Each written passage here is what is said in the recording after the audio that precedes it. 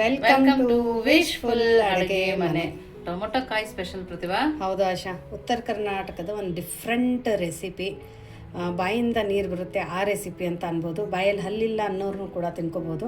ತುಂಬಾ different recipe. 101% ನಾನು ಹೇಳ್ತೀನಿ, ಈ ರೆಸಿಪಿ ನೀವು ಮಾಡಲಿಕ್ಕೆ ಇಲ್ಲ ಅಂತ.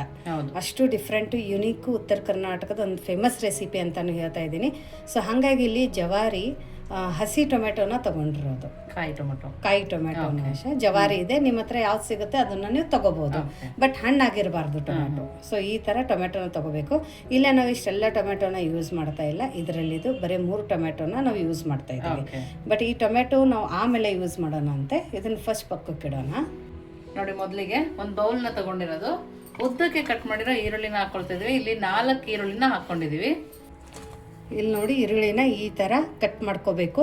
ಈರುಳ್ಳಿ ಜಾಸ್ತಿ ಹಾಕಿದಷ್ಟು ನಮ್ಮ ರೆಸಿಪಿಗೆ ತುಂಬ ಚೆನ್ನಾಗಿ ಕ್ರಂಚಿನೆಸ್ ಬರುತ್ತೆ, ರುಚಿನೂ ಜಾಸ್ತಿ. ಹೌದು ಅಷ್ಟೇ. ಇಲ್ಲಿ ಒಂದು ಅರ್ಧ ಕಪ್ಪದಷ್ಟು ಕ್ಯಾಬೇಜನ್ನು ಹಾಕೊಳ್ಳೋಣ. ಎಲೆಕೋಸಲು ಪ್ರತಿಭಾ. ಹೌದು ಅಷ್ಟೇ, ಸಣ್ಣದಾಗಿ ಹೆಚ್ಚಿಬಿಟ್ಟು ಈ ಥರ ಹಾಕೊಳ್ಳೋಣ. ಇವಾಗ ಒಂದು 4ರಿಂದ 5 ಹಸಿಮೆಣಸಿನ್ಕಾಯಿನ ಹಾಕೊಳ್ಳೋಣ. ಹಸಿಮೆಣಸಿನ್ಕಾಯಿ ತುಂಬ ಖಾರ ಇದೆ ಅಂದರೆ ಸ್ಕಿಪ್ ಮಾಡ್ಕೋಬೋದು. ಇಲ್ಲ ನಾವು ಖಾರ ತಿಂತೀವಿ ಅಂದರೆ ಒಂದು 4 ಹಾಕೊಳ್ಳಿ, ಜಾಸ್ತಿ ಹಾಕೊಳ್ಕೋಬೇಡಿ. ಇದು ಜಾಸ್ತಿ ಖಾರ ಇಲ್ಲ ಅಂತ ಹೇಳ್ಬಿಟ್ಟು ಜಾಸ್ತಿ ಹಾಕೊಂಡ್ರು. ಮಕ್ಳಿಗೆ ಕೊಡ್ತೀವಿ ಅಂದರೆ ಪ್ರತಿಭಾ ಖಾರದ ಪುಡಿನೇ ಹಾಕೋಬೋದಲ್ವಾ? ಹೌದೌದು ಆಶಾ. ಇವಾಗ ಇದ್ರ ಒಳಗಡೆ ಒಂದು ಸ್ವಲ್ಪ ಉಪ್ಪನ್ನು ಹಾಕ್ಕೊಂಡು ನೀಟಾಗಿ ಈ ಥರ ಮಿಕ್ಸ್ ಮಾಡ್ಕೊಳ್ಳೋಣ. ಈ ಎಲ್ಲ ಟಿಪ್ಸನ್ನು ಫಾಲೋ ಮಾಡಿ. 100% ನಿಮ್ಮ ರೆಸಿಪಿ ಫೇಲ್ ಆಗಂಗಿಲ್ಲ, ತುಂಬ ಚೆನ್ನಾಗಿ ಬರುತ್ತೆ. ತುಂಬ ಡಿಫ್ರೆಂಟ್ ರೆಸಿಪಿ ಅಂತ ಹೇಳ್ತಾ ಇದ್ದೀನಿ. ಒಂದು ಸರ್ತಿ ಖಂಡಿತ ಈ ರೆಸಿಪಿನ ಟ್ರೈ ಮಾಡಿ. ಯಾಕಂದರೆ ವಿಶ್ಫುಲ್ ಅಡುಗೆ ಮನೆಯಲ್ಲಿ ಹೊಸ ಅಡುಗೆ ಕಡಿಮೆ ಇಂಗ್ರೀಡಿಯೆಂಟ್ಸಲ್ಲಿ ಮತ್ತು ಮನೆಯಲ್ಲಿ ಇರೋಂಥನೇ ಇಂಗ್ರೀಡಿಯೆಂಟ್ಸನ್ನು ಯೂಸ್ ಮಾಡಿಬಿಟ್ಟು ಯಾವ ಥರ ಅಡುಗೆ ಮಾಡೋದು ಅಂತ ನಾವು ಹೇಳ್ಕೊಡ್ತಾ ಇರ್ತೀವಿ. ದಿಢೀರ್ ಅಂತ ಕೂಡ ಮಾಡ್ಕೋಬೋದು. ಹೌದು, ತುಂಬ ದಿಢೀರ್ ಅಂತ ಆಗುತ್ತೆ. ಮಕ್ಕಳು ಲಂಚ್ ಬಾಕ್ಸ್ ರೆಸಿಪಿ ಹಿಡ್ಕೊಂಡು ಕೂಡ ನಾವು ಅಪ್ಲೋಡ್ ಮಾಡಿದ್ದೀವಿ. ನೀವು ಯಾವ ರೆಸಿಪಿನ ಟ್ರೈ ಮಾಡಿದ್ದೀರಾ, ಯಾವ ರೆಸಿಪಿ ತುಂಬ ಚೆನ್ನಾಗಿ ಬಂತು ಅಂತಲೂ ಕೂಡ ಕಮೆಂಟ್ ಮೂಲಕ ತಿಳಿಸೋದನ್ನು ಮರಿಬೇಡಿ. ಇವಾಗ ನೋಡಿ, ಉಪ್ಪು ಈರುಳ್ಳಿಗೆ ಕ್ಯಾಬೇಜ್ಗೆ ಚೆನ್ನಾಗೆ ಹೊಂದ್ಕೊಂಡಿದೆ. ಇವಾಗ ಇದ್ರ ಮೇಲ್ಗಡೆ ಒಂದು ಮುಚ್ಚಿಬಿಟ್ಟು ಪಕ್ಕಕ್ಕೆ ಎತ್ತಿಡೋಣ. ಇಲ್ಲಿ ನೋಡಿ, ಇವಾಗ ನಾನು 3 ಟೊಮೆಟೊನ ತೊಗೊಂಡಿದ್ದೀನಿ. ಟೊಮೆಟೊನ ನೀಟಾಗಿ ತೊಳ್ಕೊಂಡು ತೊಗೋಬೇಕು. ಇವಾಗ ಟೊಮೆಟೊನ ಯಾವ ಥರ ಕಟ್ ಮಾಡ್ಕೋಬೇಕಂದ್ರೆ, ಫಸ್ಟ್ ಮಧ್ಯದಲ್ಲಿ ಕಟ್ ಮಾಡಿಕೊಂಡು ಇದ್ರದ್ದೇನು ತೊಟ್ಟಿರುತ್ತಲ್ಲ ಇದನ್ನು ತಕ್ಕೊಳ್ಳೋಣ. ಆಮೇಲೆ ತುಂಬ ಜಾಸ್ತಿ ಬೀಜ ಇದೆ ಅಂದರೆ ಟೊಮೆಟೊ ಒಳಗಡೆದು ಬೀಜನ ತಕ್ಕೋಬೇಕು. ಈ ಥರ ತುಂಬ ಎಳೆದಿದೆ ಬೀಜ ಅಂದರೆ ಪರವಾಗಿಲ್ಲ, ನೀವು ಹಾಗೇನು ಯೂಸ್ ಮಾಡ್ಕೋಬೋದು. ಬಟ್ ತುಂಬ ಜಾಸ್ತಿ ಇದೆ, ಬಿರ್ಸಿದೆ ಬೀಜ ಅಂದರೆ ತಕ್ಕೊಳ್ಳಿ. ಮತ್ತು ಇದು ತೆಗ್ದಿರೋದು ಬೀಜನೂ ಮತ್ತು ಒಳಗಡೆ ಪಲ್ಪನ್ನು ನೀವು ಸಾಂಬಾರು ಮಾಡಬೇಕಾದ್ರೆ ಯೂಸ್ ಮಾಡ್ಕೋಬೋದು. ಸಾಂಬಾರು ಅಥವಾ ರಸಮ್ ಮಾಡ್ತಾ ಇದ್ರೆ ಯೂಸ್ ಮಾಡ್ಕೋಬೋದು. ಹೌದು ಆಶಾ. ಇವಾಗ ಟೊಮೆಟೊನ ನಾವು ಈ ಥರ ಚಿಕ್ಕದಾಗಿ ಹೆರ್ಚ್ಕೊಳ್ಳೋಣ. ಸ್ಲೈಸಲ್ಲಿ ಹೆರ್ಚ್ಕೋಬೇಡಿ. ಇದನ್ನು ಈರುಳ್ಳಿ ಎಲ್ಲ ಕಟ್ ಮಾಡ್ತೀವಲ್ಲ ಆ ಥರ ಹೆರ್ಚ್ಕೊಳ್ಳೋಣ. ನೋಡಿ, ಈ ಥರ ನಾನು 3 ಟೊಮೆಟೊನ ಕಟ್ ಮಾಡ್ಕೊಂಡಿದ್ದೀನಿ. ನೀವು ಜಾಸ್ತಿ ಬೇಕಂದರೆ ಜಾಸ್ತಿ ಕೂಡ ಮಾಡ್ಕೋಬೋದು. ಇವಾಗ ಈ ಹೆಚ್ಚಿರೋ ಟೊಮೆಟೊನ ನಾವು ಪಕ್ಕಕ್ಕಿಡೋಣ. ಇವಾಗ ಇದ್ರ ಒಳಗಡೆ ಮಸಾಲೆಗಳನ್ನ ಹಾಕೊಳ್ಳೋಣ. ಸೊ ಫಸ್ಟ್ ಇದ್ರ ಒಳಗಡೆ ಒಂದು ಸ್ವಲ್ಪ ಜೀರಿಗೆನ ಹಾಕೊಳ್ಳೋಣ. ಜೀರಿಗೆ ಹಾಕೊಳ್ಳೋದ್ರಿಂದ ಟೇಸ್ಟ್ ತುಂಬ ಚೆನ್ನಾಗಿ ಬರುತ್ತೆ. ಸ್ವಲ್ಪ ಅರಿಶಿಣದ ಪುಡಿನ ಹಾಕೊಳ್ಳೋಣ. ಸ್ವಲ್ಪ ಓಂ ಕಾಳನ್ನು ಕೈಯಲ್ಲಿ ಈ ಥರ ಕ್ರಷ್ ಮಾಡಿ ಹಾಕೊಳ್ಳೋಣ. ತುಂಬ ಸಖತ್ತಾಗಿ ಫ್ಲೇವರ್ ಬರುತ್ತೆ. ಇವಾಗ ಇದ್ರ ಒಳಗಡೆ 1 ಸ್ಪೂನಷ್ಟು ಕಾರ್ನ್ಫ್ಲೋರನ್ನು ಹಾಕೊಳ್ಳೋಣ. ಕಾರ್ನ್ಫ್ಲೋರ್ ಇಲ್ಲ ಅಂದರೆ ನಿಮ್ಮ ಹತ್ರ ಅಕ್ಕಿ ಹಿಟ್ಟನ್ನು ಹಾಕೋಬೋದು. ಇವಾಗ ನೋಡಿ, ಕರಿಬೇವು ಹಾಕೊಳ್ಳೋಣ. ಫ್ರೆಶ್ ಆಗಿದೆ ಕರಿಬೇವು. ಸ್ವಲ್ಪ ಕೊತ್ತಂಬರಿ ಸೊಪ್ಪನ್ನು ಹಾಕೊಳ್ಳೋಣ. ಕೊತ್ತಂಬರಿ ಸೊಪ್ಪು ಒಂದು ಸ್ವಲ್ಪ ಜಾಸ್ತಿ ಹಾಕೊಳ್ಳಿ, ತುಂಬ ಸಖತ್ತಾಗಿ ಟೇಸ್ಟ್ ಬರುತ್ತೆ.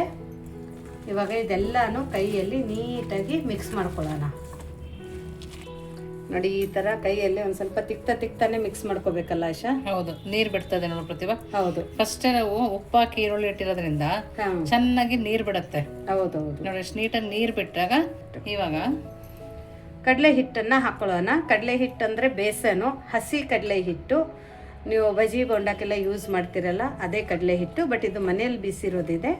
ಅಂಗಡಿಯಿಂದ ತೊಗೊಂಡು ಬಂದರೆ ಒಂದು ಸ್ವಲ್ಪ ನೋಡ್ಕೊಂಡು ಹಾಕೊಳ್ಳಿ. ಆ್ಯಕ್ಚುಲಿ ಮನೆಯಲ್ಲಿ ಬೀಸಿ ನಾವು ಯೂಸ್ ಮಾಡೋದ್ರಿಂದ ಟೇಸ್ಟ್ ತುಂಬ ಸಖತ್ತಾಗಿ ಬರುತ್ತೆ. ಹೌದು, ಕಡಲೆಬೇಳೆನ ತೊಗೊಂಡು ಹೋಗಿ ಮಿಲ್ಲಿಗೆ ಹಾಕಿಸಿದ್ರೆ ತುಂಬ ಸಖತ್ತಾಗಿ ಮಿಲ್ ಮಾಡಿಸ್ಕೊಡ್ತಾರೆ. ಓಕೆ, ಇವಾಗ ಟೊಮೊಟೊ ಕಾಯಿ ಕಟ್ ಮಾಡ್ಕೊಂಬಂದ್ವಲ್ಲ ಅದನ್ನು ಸೇರಿಸ್ಕೊಳ್ಳೋಣ. ನೋಡಿ, ಸೊ ಟೊಮೆಟೊ ಕಾಯಿನ ಹಾಕ್ಕೊಂಡು ಇದನ್ನು ಕೂಡ ನೀಟಾಗಿ ಈ ಥರ ಮಿಕ್ಸ್ ಮಾಡ್ಕೋಬೇಕು. ಹೌದು, ಕೈಯಲ್ಲಿ ಸ್ವಲ್ಪ ಪ್ರೆಸ್ ಮಾಡ್ತಾ ಮಿಕ್ಸ್ ಮಾಡ್ಕೊಂಡಾಗ ಹಾಂ ಟೊಮೊಟೊ ಕಾಯ್ದು ನೀರು ಬಿಡುತ್ತೆ, ಈರುಳ್ಳಿದು ಇನ್ನು ಸ್ವಲ್ಪ ನೀರು ಬಿಡುತ್ತೆ. ಕರೆಕ್ಟ್. ನಮಗೆ ನೀರು ಬೇಕಾ ಬೇಡವಾ ಅನ್ನೋದು ಅದ್ರಲ್ಲಿ ಗೊತ್ತಾಗುತ್ತೆ ಪ್ರತಿಭಾ. ಹೌದೌದು ಆಶಾ, ತುಂಬ ಈಸಿ ಮೆಥಡ್ ಇದೆ, ಗಡಿಬಿಡಿಯಲ್ಲಿ ಮಾಡ್ಕೊಳ್ಳೋಂಥ ಒಂದು ರೆಸಿಪಿ ಅಂತಲೇ ಅನ್ಬೋದು. ಟೊಮೆಟೊ ಕಾಯಿಂದ ಬರೀ ನಾವು ರಸ ಮಾಡ್ತಾರೆ ಆಶಾ, ಚಟ್ನಿ ಮಾಡ್ತಾರೆ, ಪಲ್ಯ ಮಾಡ್ತಾರೆ. ಬಟ್ ಇದು ಒಂದು ತುಂಬ ಡಿಫ್ರೆಂಟ್ ರೆಸಿಪಿ ಅಂತ ಹೇಳ್ತಾ ಇದ್ದೀನಿ. ಇದನ್ನು ಡೆಫಿನೆಟಾಗಿ ಟ್ರೈ ಮಾಡಿ, ಟೇಸ್ಟ್ ಅಂತೂ ಸೂಪರಾಗಿರುತ್ತೆ. ನೋಡಿ ನಾನು ಇದಕ್ಕೇನೆ ಇನ್ನು ಸ್ವಲ್ಪ ಕಡಲೆ ಹಿಟ್ಟನ್ನು ಹಾಕೊಳ್ತೀನಿ. ನೋಡಿ ಇನ್ನೊಂದು ಅರ್ಧ ಕಪ್ಪದಷ್ಟು ಕಡಲೆ ಹಿಟ್ಟನ್ನು ಹಾಕ್ಕೊಳ್ಳೋಣ. ಇವಾಗ ಫ್ಲೇವರ್ಗೋಸ್ಕರ ಇಲ್ಲೊಂದು ಸ್ವಲ್ಪ ಧನಿಯಾ ಪೌಡರನ್ನು ಹಾಕ್ಕೊಳ್ಳೋಣ. ಇಷ್ಟೆಲ್ಲನೂ ಹಾಕ್ಕೊಂಡು ಮಿಕ್ಸ್ ಮಾಡ್ಕೊಳ್ಳೋಣ.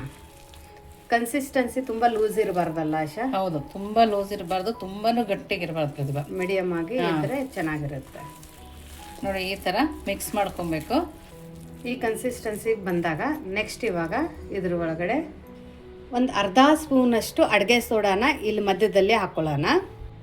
ಆಮೇಲೆ ಇಷ್ಟು ಒಂದು ಅರ್ಧ ಹೋಳು ಲಿಂಬೆ ಹಣ್ಣನ್ನು ಇದ್ರ ಮೇಲ್ಗಡೆ ಈ ಥರ ಹಾಕ್ಕೊಳ್ಳೋಣ. ನೋಡಿ ಇಮಿಡಿಯೇಟಾಗಿ ಫರ್ಮೆಂಟ್ ಆಗುತ್ತೆ. ಹೌದು, ಇವಾಗ ಚೆನ್ನಾಗಿ ಬೀಟ್ ಮಾಡ್ತಾ ಕಲಿಸ್ಕೋಬೇಕು. ಬ್ಯಾಚುಲರ್ ಕೂಡ ಮಾಡ್ಕೋಬೋದು. ಹೌದೌದು, ಒಂದು ಡ್ರಾಪು ಕೂಡ ನೀರನ್ನು ಯೂಸ್ ಮಾಡದೆ ಮಾಡ್ಕೊಳ್ಳೋವಂಥ ಒಂದು ರೆಸಿಪಿ ಅಂತಲೂ ಅನ್ಬೋದು.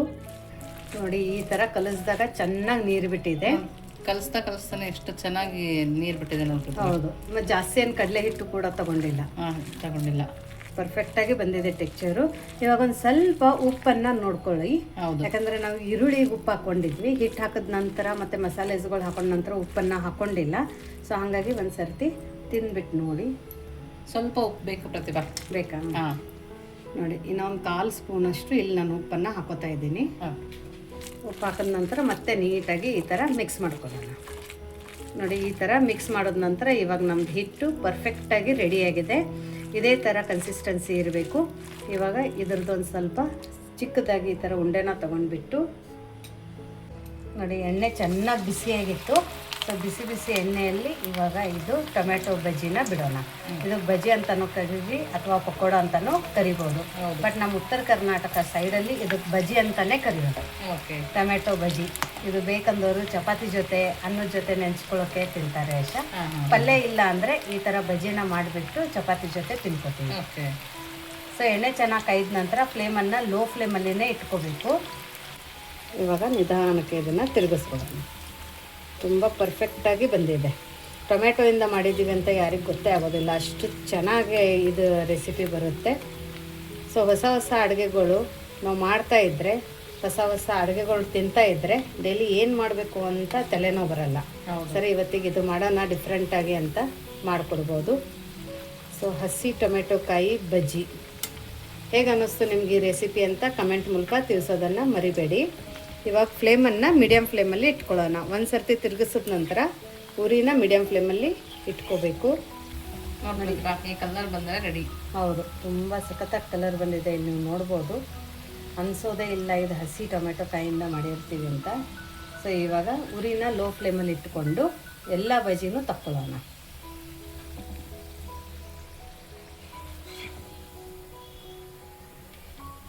ನೋಡಿ ಇದೇ ಥರ ಎಲ್ಲ ಬಜ್ಜಿನೂ ಮಾಡ್ಕೊಂಡು ಬರೋಣ. ನೋಡಿ ಇಲ್ಲಿ ಬಿಸಿ ಬಿಸಿ ಹಸಿ ಟೊಮ್ಯಾಟೊದು ಬಜ್ಜಿ ರೆಡಿಯಾಗಿದೆ. ತುಂಬಾ ಕ್ರಿಸ್ಪಿಯಾಗಿ ತುಂಬ ಸಖತ್ತಾಗಿ ಬಂದಿದೆ. ಇಲ್ಲಿ ನೋಡ್ಬೋದು,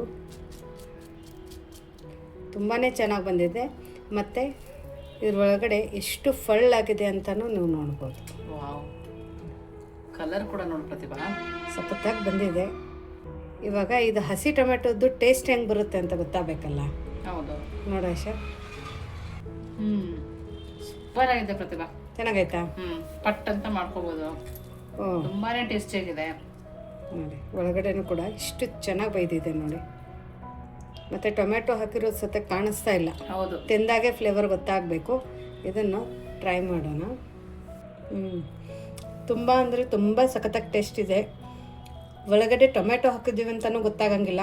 ಒಂಥರ ಖಟ್ಟ ಮಿಟ್ಟ ಫ್ಲೇವರ್ ಅಂತೀವಲ್ಲ, ಆ ಥರ ಒಂದು ಸ್ವಲ್ಪ ಹುಳಿ, ಒಂದು ಸ್ವಲ್ಪ ಖಾರ, ತುಂಬಾ ಸಖತ್ತಾಗಿದೆ. 100% ನೀವು ಮಾಡ್ಬೋದು ಈ ರೆಸಿಪಿ. ಎಲ್ಲರಿಗೂ ಇಷ್ಟ ಆಗುತ್ತೆ. ಈ ರೆಸಿಪಿ ಕೂಡ ನಿಮ್ಮದು ಫೇಲ್ ಆಗಂಗಿಲ್ಲ. ಎಲ್ಲ ಟಿಪ್ಸು ಮತ್ತು ಟ್ರಿಕ್ಸನ್ನು ಯೂಸ್ ಮಾಡಿ ನೀರಿಲ್ಲದೆ ಮಾಡ್ಕೊಳ್ಳೋಂಥ ಇದೊಂದು ರೆಸಿಪಿ ಅಂತ ಅನ್ಬೋದು. ನಿಮಗೆ ಇವತ್ತಿಂದ ಈ ಝಟ್ಪಟ್ ರೆಸಿಪಿ ಹೇಗೆ ಅನ್ನಿಸ್ತು, ಉತ್ತರ ಕರ್ನಾಟಕ ಸ್ಪೆಷಲ್ ರೆಸಿಪಿ ಅಂತಲೂ ಕೂಡ ಕಮೆಂಟ್ ಮೂಲಕ ತಿಳಿಸೋದನ್ನು ಮರಿಬೇಡಿ. ಮತ್ತೆ ಸಿಗೋಣ ಇದೇ ಥರ ಹೊಸ ಹೊಸ ರುಚಿ, ಹೊಸ ಹೊಸ ಅಡುಗೆ ಜೊತೆ ವಿಶ್ ಫುಲ್ ಅಡುಗೆ ಮನೆಯಲ್ಲಿ. Thank you.